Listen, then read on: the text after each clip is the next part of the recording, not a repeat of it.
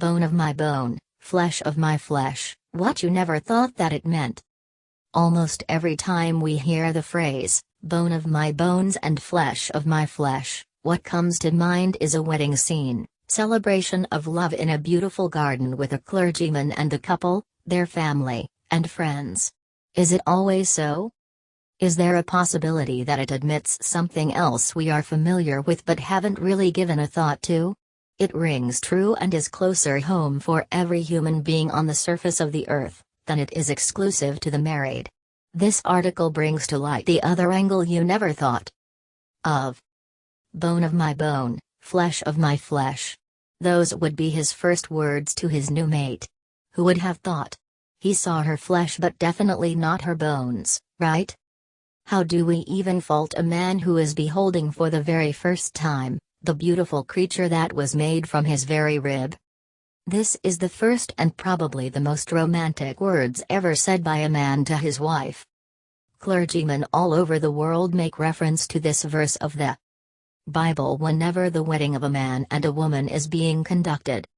Yes, it is romantic. However, anyone can use those words to express themselves as long as some human connection is in place. Just before we explore what it is in the following paragraphs, let me quickly say that it is an expression of a deep human connection.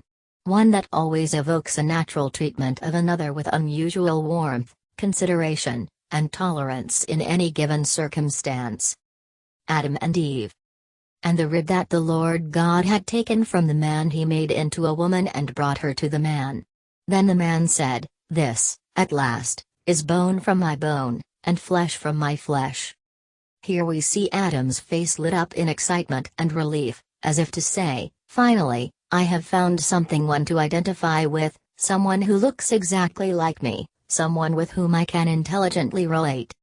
She is my kind, she was created from me, for me, and I for her.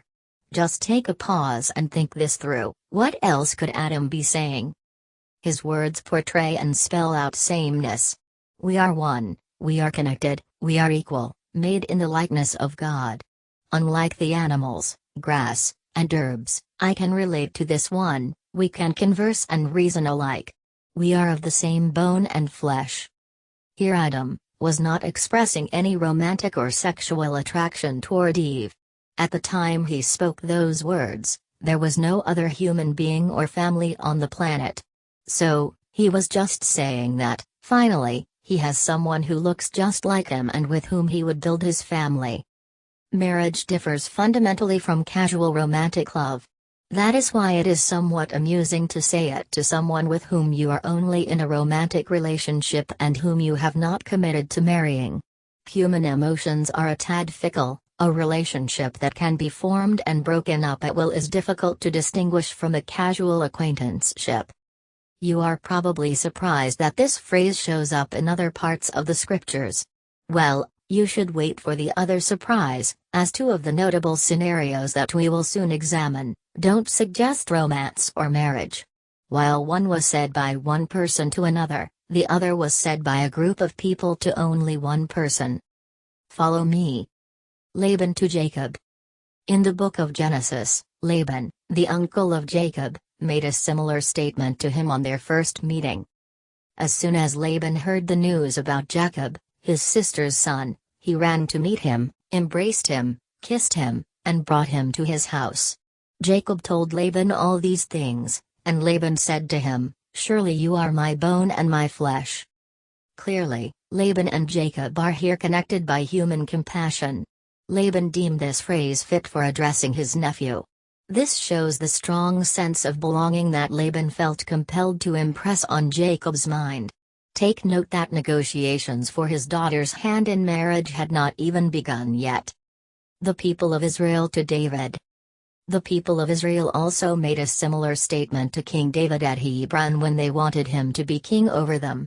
They were oppressed by enemies, and having witnessed the utter failure of Saul's house and the death of their leader, Abner, they felt the need for unity under a competent leader. They give 3 reasons for their action, one of which is that they are of the same flesh and bone as David, that is, they are of such common descent that they cannot form separate nations. Then all the tribes of Israel came to David at Hebron and said, "Behold, we are your bone and flesh." A comparison of all three historical events reveals a pattern of expression, which is people acknowledging their bond and similarity to one another.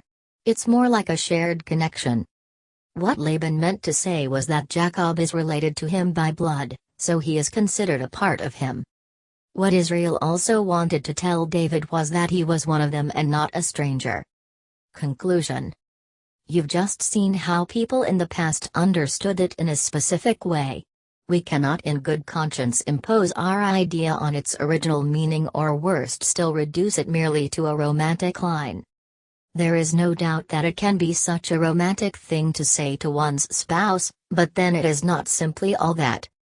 This phrase is thus an acknowledgement of some kind of deep connection, some form of recognizing another human being as a part or extension of oneself, either by blood, communal relations, or similar characteristics that are too deep to dismiss. Hence, it is befitting for not just a married couple, it also describes kinship, family ties, connection, and common lineage. We see a microcosm of Adam and Eve at creation in several units and variations of familial relationships that exist all over the world. So, a random Nigerian is my bone and flesh to the extent that someone of another nationality is not. My spouse is my bone and flesh to the extent that your spouse isn't. Another human, regardless of race, color, culture, and orientation, is my bone and flesh to the extent that animals or mermaids are not. My sons are my bone and flesh to the extent that yours are not. In the end, it all boils down to contextual usage.